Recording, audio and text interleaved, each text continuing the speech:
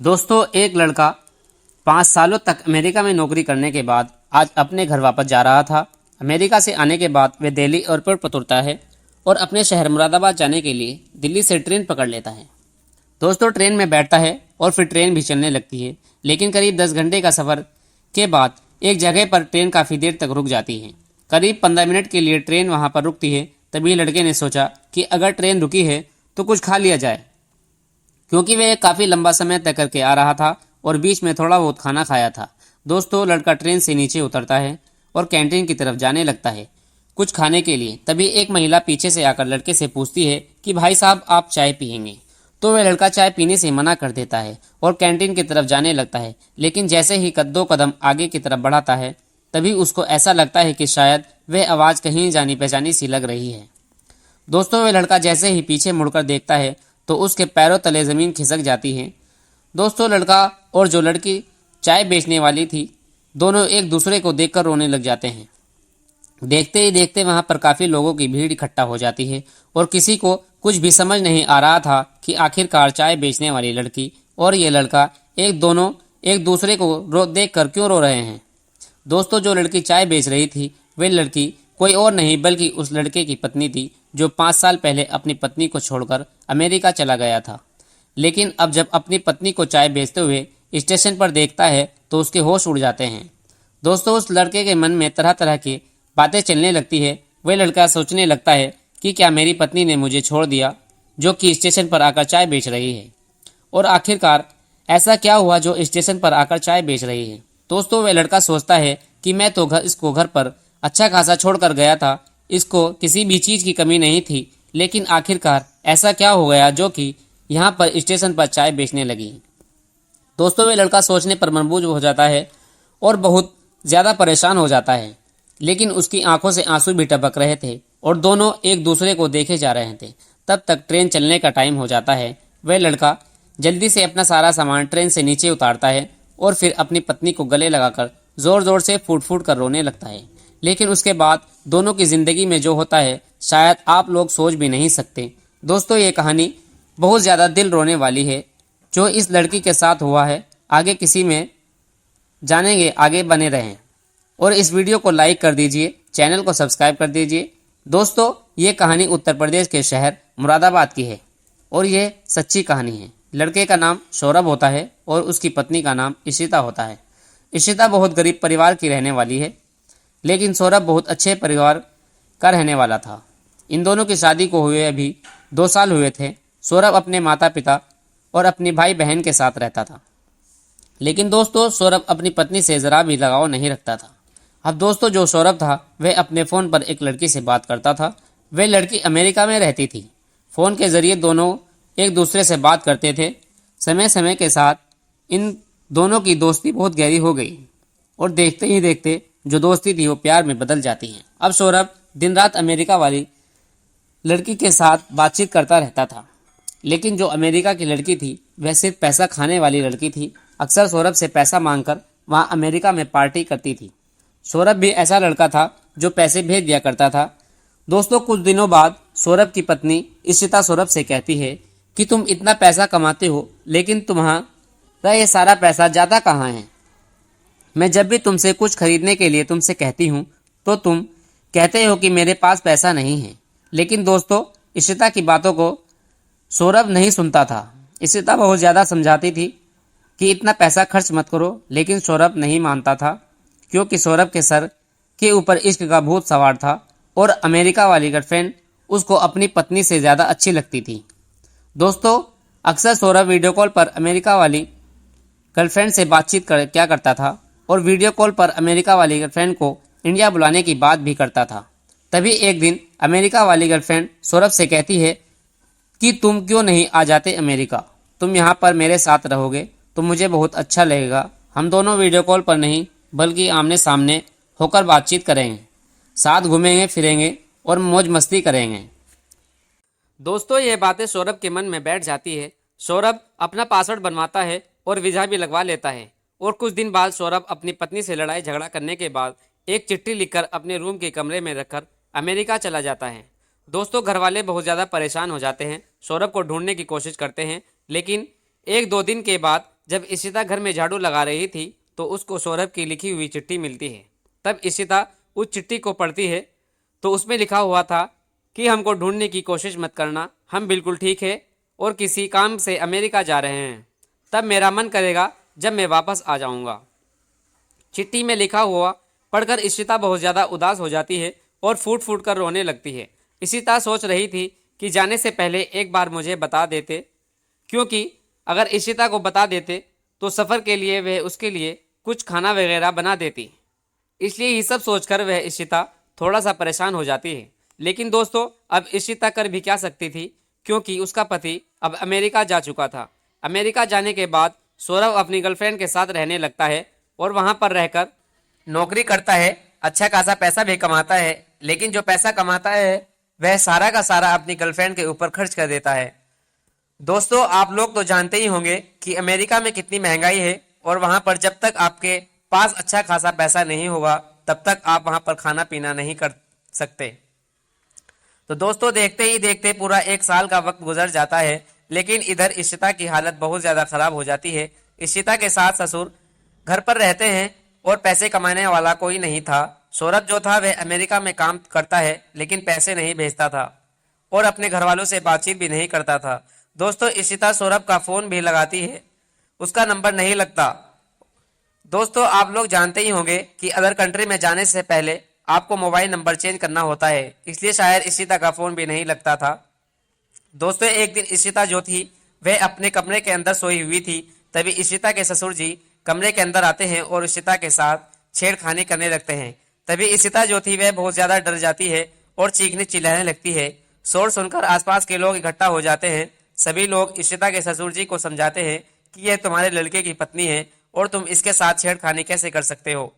दोस्तों इशिता के सास ससुर जो थे वे बहुत बिगड़े किस्म के इंसान थे, उन्हें कुछ भी फर्क नहीं पड़ता था। लेकिन उस दिन तो कुछ जैसे कैसे करके मामला शांत हो जाता है। लेकिन 2 महीने बाद फिर से इशिता के सास ससुर जी जो अवश की होती है वह जाग जाती है और इशिता के ससुर जी इशिता के साथ फिर से बदतमीजी करने लगते हैं। दोस्तों उस दिन के बाद भी काफी ज्यादा हंगामा होता है, आसपास के लोग इकट्ठा हो जाते हैं, जिस वजह से जो इशिता थी वह अपना ससुराल छोड़कर अपनी मम्मी पापा के घर चली जाती है। दोस्तों इशिता के माता पिता बहुत गरीब थे, वह लोग चाय की दुकान चलाते थे और स्टेशन पर चाय बेचते थे। दोस्तों इशिता अपने माता पिता के घर चली जाती है और फिर वह अपने माता पिता के साथ चाय बेचने का काम करने लगती है, क्योंकि दोस्तों इशिता सोच रही थी कि मैं अपने माता पिता के ऊपर बोझ बनकर नहीं रहूंगी, मैं खुद से पैसा कमाऊंगी और खुद से अपना खर्चा चलाऊंगी। यही सब सोचकर इशिता स्टेशन पर चाय बेचने लगती है। दोस्तों लेकिन उधर जो सौरभ था वह अपनी गर्लफ्रेंड के साथ बहुत ज्यादा मौज मस्ती करता है और उसकी जिंदगी अच्छी खुशी से गुजर रही थी। लेकिन तभी एक दिन सौरभ को पता चलता है कि उसकी गर्लफ्रेंड जो है उसका एक और बॉयफ्रेंड है जिसके साथ वह शारीरिक संबंध बनाती है। दोस्तों शायद आप लोग जानते ही होंगे कि अमेरिका की जो लड़कियां होती है उनके लिए शायद ही मायने नहीं रखती, उनके लिए बस ये सब मायने रखता है कि कोई इनको खुशी दे दे बिना शादी किए हुए। दोस्तों ऐसी लड़की को जो फर्क नहीं पड़ता उनके माता पिता क्या सोचेंगे क्या कहेंगे, ऐसी लड़की को सिर्फ पैसों से मतलब होता है। और दोस्तों सौरभ नहीं चाहता था कि उसकी गर्लफ्रेंड का कोई दूसरा बॉयफ्रेंड हो, क्योंकि वह उसे बहुत ज्यादा प्यार करता था। वह इस बात को जब अपनी गर्लफ्रेंड को बताता है और नाराजगी जताता है तो दोस्तों सौरभ की गर्लफ्रेंड सौरभ को अमेरिका के गुंडों से पिटवाती है। तो दोस्तों दोनों लोग 2 साल से अलग रह रहे थे। 2 साल बाद जब सौरभ की गर्लफ्रेंड सौरभ को गुंडों से पिटवा देती है तब सौरभ को समझ आ जाता है कि इस दुनिया में कोई भी किसी का नहीं है। दोस्तों उस दिन के बाद से सौरभ एकदम से टूट जाता है और बहुत ज्यादा मेहनत करता है। 2 साल मेहनत करने के बाद कुछ पैसा इकट्ठा कर लेता है और अमेरिका से वापस घर आने का फैसला कर लेता है। और दोस्तों फिर वह एयरप्लेन का टिकट करवाता है और अमेरिका से दिल्ली के लिए आ जाता है। दिल्ली आने के बाद सौरभ ट्रेन पकड़ता है और अपने शहर की तरफ जाने लगता है। जैसे जैसे सफर गुजर रहा था वैसे वैसे सौरभ अपने घर की तरफ धीरे धीरे बढ़ रहा था। लेकिन एक जगह पर ट्रेन काफी देर तक रुकती है। दरअसल दोस्तों वहां पर ट्रेन का इंजन चेंज होता है, जिस वजह से ट्रेन वहां करीब 15 मिनट रुकती है। सौरभ सोचता है कि ट्रेन काफी समय से रुकेगी स्टेशन पर और मुझे भूख भी लग रही है, तो क्यों ना स्टेशन से कुछ खा लिया जाए।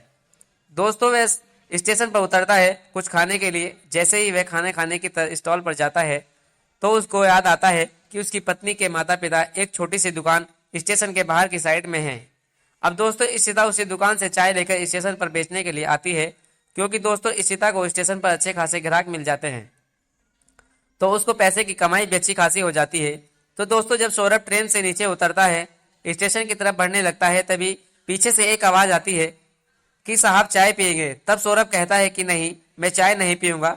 लेकिन इतना बोलने के बाद जैसे ही 2 कदम आगे बढ़ाता है तो उसको ऐसा महसूस होता है कि ये आवाज कुछ जानी पहचानी सी लग रही है।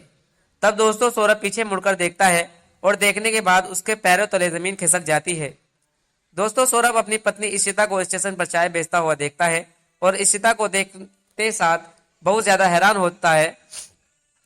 अब जो दोस्तों इशिता सौरभ को देखने लगती है, वह बहुत ज्यादा हैरान और परेशान हो जाती है। दोनों एक दूसरे को देखने लगते हैं, लेकिन एक दूसरे से कुछ भी नहीं कह पाते। और दोस्तों इशिता की आंखों में आंसू आ गए थे, जो कि रुकने का नाम नहीं ले रहे थे। कुछ देर बाद सौरभ जब अपनी पत्नी से अपना सारा सामान स्टेशन पर नीचे उतार लेता है और फिर सौरभ को गले लगाकर जोर जोर से रोने लगती है। दोस्तों सौरभ सोच रहा था कि मेरी पत्नी कितनी अच्छी है जो मेरा ख्याल रखती है, लेकिन सौरभ के मन में बार बार यही बात चल रही थी कि मैं तो इशिता को घर पर छोड़कर गया था और इशिता के साथ ऐसा क्या हो गया जिस वजह से स्टेशन पर चाय बेच रही है। दोस्तों दोनों एक दूसरे को गले लगाकर काफी देर तक रोते हैं और स्टेशन पर काफी देर तक खड़े रहते हैं और वही स्टेशन पर आसपास भी लग जाती है। सभी लोग इन्हें देख रहे थे कि आखिरकार चाय बेचने वाली लड़की और ये लड़के एक दूसरे को गले लगाकर क्यों रो रहे हैं। सब लोग यही सोच रहे थे कि दोस्तों जो सौरभ जो है वो एक अच्छे परिवार का लग रहा था और दूसरी बात वे अमेरिका से आ रहा था, तो काफी अमीर और अच्छे खानदान का लग रहा था, जिस वजह से अमीर लोग का ऐसा सोचना तो आम बात है। लेकिन दोस्तों कुछ देर बाद इशिता सौरभ को सामान उठाती है और कुछ सामान सौरभ भी उठाता है और दोनों स्टेशन से बाहर इशिता के माता पिता की दुकान पर जाने लगते हैं। दुकान पर पहुंचने के बाद सौरभ इशिता के माता पिता से मिलता है और इशिता के माता पिता से माफी मांगता है। दोस्तों उस दिन इशिता अपने पति को देखकर बहुत ज्यादा खुश हो जाती है। उस दिन के बाद से सौरभ अपनी पत्नी के साथ रहने का फैसला करता है और अपनी पत्नी से वादा करता है कि आज के बाद से कभी भी तुम्हारा साथ ऐसे गलत काम नहीं करेगा और ना ही कभी तुम्हारा साथ छोड़ूंगा। दोस्तों सौरभ अपनी पत्नी से कहता है कि आज के बाद तुम्हें चाय बेचने की जरूरत नहीं है, अब मैं चाय बेचकर पैसा कमा लूंगा और तुम मेरे साथ रहोगी। दोस्तों सौरभ इस शहर में किराए पर एक मकान ले लेता है और इशिता के माता पिता यानी कि अपने सास ससुर को वहां पर रूम पर अपने साथ रखता है और खुद अपनी पत्नी के साथ रहने लगता है और वहीं से चाय बेचने का काम शुरू कर देता है। दोस्तों सौरभ अपने घर पर भी नहीं जाता और ना ही अपने माता पिता को फोन करता है। करीब 3-4 दिन बाद इशिता कहती है कि तुम घर नहीं गए, मम्मी पापा को कॉल तो कर लो। सौरभ मना कर देता है, लेकिन फिर सौरभ का ध्यान में आता है और वह इशिता पूछता है कि तुम घर क्यों छोड़ा और तुम यहाँ चाय क्यों बेच रही हो, ऐसी क्या मजबूरी आन पड़ी। दोस्तों पहले तो इशिता इस बात को मना कर देती है कि कुछ नहीं, ऐसे ही मम्मी पापा का सहारा बनने के लिए, लेकिन उसके चेहरे पर परेशानी देखती है, जिस वजह से सौरभ बार बार पूछता है, फिर वह भी बताती नहीं है। लेकिन जैसे ही वह अपने कसम देता है तो इशिता कहती है कि मुझे गलत मत समझना। तब दोस्तों इशिता बताती है कि उसके साथ साथ क्या क्या हुआ और सौरभ के पिता ने उसके साथ बदतमीजी करने की कोशिश की, जिस वजह से इशिता ने अपने ससुराल छोड़कर अपने मायके आ गई थी। दोस्तों इसके बाद सौरभ को बहुत गुस्सा आता है और वह इशिता से माफी मांगते हुए कहता है कि उन लोगों की साइड से मैं माफी मांगता हूँ और दोस्तों इशिता को गले लगाकर रोने लगता है। इसके बाद इशिता कहती है कि घर पर बता दो कि तुम अमेरिका से आ गए हो। तो दोस्तों सौरभ मना कर देता है कि मम्मी के तो हाल चाल मैं जान लूंगा, लेकिन उससे कॉल करके बताने में अच्छा है मैं तुम्हारे साथ ही ऐसे ही जिंदगी गुजार दूं। उसके बाद काफी समय ऐसे ही बीत जाता है और कुछ समय के बाद वह अपने भाई से मिलता है। दोस्तों वह सौरभ से बताता है कि गांव को जो घर था वह एकदम से जंगल जैसा हो गया था, क्योंकि ना तो वहां पर कोई रहता है और ना ही घर की साफ सफाई करने वाला था और ना ही घर की देखभाल करने वाला कोई था। दोस्तों सौरभ सोचता है कि क्यों ना घर का बंटवारा कर दिया जाए। इसके बाद इशिता को लेकर कुछ दिनों के लिए गांव चला जाता है और गांव जाने के बाद घर की साफ सफाई करते हैं, कुछ दिन वहीं रहते हैं और फिर से उस घर का बंटवारा करवा देते हैं। बंटवारा होने के बाद दोस्तों सौरभ इशिता को लेकर अपनी ससुराल आ जाता है और अपने ससुराल और अपने सास ससुर के पास वहीं पर अपनी चाय की दुकान चलाता है और वहीं अपनी जिंदगी बिताने का फैसला कर लेता है। इसके बाद दोनों काफी खुश रहते हैं। इसके बाद ये इतना एक दूसरे को चाहने लगते हैं, बहुत ज्यादा। फिर सोचते हैं कि क्यों ना बिजनेस को बड़ा कर लिया जाए और दोनों सेविंग करके पैसा जमा करके दुकान ले लेते हैं एक बड़ी सी, जिसके बाद इशिता चाय बनाती है और सौरभ बेचता है। अब दोस्तों इनकी जिंदगी ऐसे ही बीत रही थी और दोनों एक दूसरे के साथ निभाते हैं। इसके बाद वे दोनों बहुत खुशहाल जिंदगी जीने लगते हैं और फिर सौरभ अपने घर वालों से कभी बात नहीं करता। उनको अपने पापा से घिन और नफरत दोनों हो गई थी। इसके बाद उसने कभी अपने घर वालों का दरवाजा नहीं खटखटाया। बस वह इशिता के साथ अपनी जिंदगी गुजारना चाहता था, अपनी गलतियों का भुगतान करना चाहता था और उसको हमेशा खुश रखना चाहता था। वह अपने सास ससुर को जो किराए पर घर दिलाया उनको वहीं पर रखता है और दोनों सौरभ और इशिता चाय बेचने का काम करने लगते हैं। इशिता चाय बनाती है और सौरभ स्टेशन और आसपास चाय बेचता था। बस ऐसे ही दोनों की जिंदगी गुजर रही थी, लेकिन ये दोनों बहुत ज्यादा खुश थे। तो दोस्तों यह थी आज की कहानी। दोस्तों हमें इशिता और सौरभ के पिता के बारे में आपकी राय कमेंट में जरूर बताएं। वीडियो पसंद आई हो तो वीडियो को लाइक करें और चैनल को सब्सक्राइब करें। मिलते हैं नेक्स्ट वीडियो में, तब तक के लिए जय हिंद जय भारत।